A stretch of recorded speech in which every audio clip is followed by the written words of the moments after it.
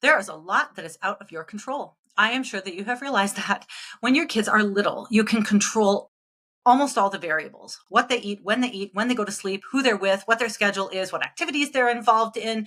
I mean, and that's actually as it should be. It should be high control, high constraints when the children are young, because they don't have the self-discipline, the self-regulation. They don't have the ability to think through the impact of their choices. And so you are that brain function for them for their earliest years. And so now you're moving into a time where you don't have as many constraints. And if you try to put on high constraints on a teenager, it does not go well. You're going to get resentment, bitterness, and rebellion. So hopefully, I mean, this is an easier answer to your question.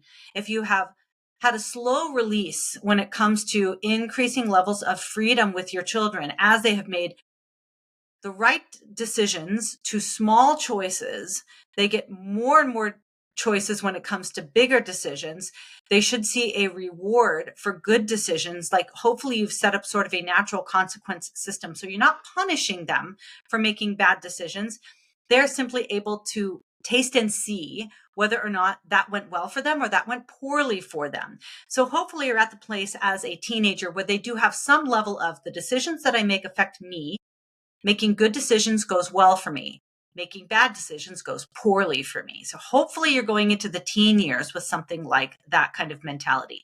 So then you want to maximize your emotional intimacy with your kids, because as they're choosing friends, you want them to consult with you. You want them to come to you and ask questions of you about whether or not they should be going to this party, hanging out with this friend, or doing this sleepover, or whatever it is. Okay. They're going to have those kinds of questions. You want them to be processing it with you. And we talk about this in our second book, Raising Conservative Kids in a Woke City, that in the teenage years, you want to function as a consultant to them, somebody that they know has maximum expertise, but also someone who is highly accessible. So as you are guiding them and shaping those decisions, you want to help them think through the decisions that they're making, right? And when it comes to friendships, something that one of the old youth pastors at our church used to say is, show me your friends and I'll show you your future. So help them understand that the people that they are hanging out with, they're going to become like that.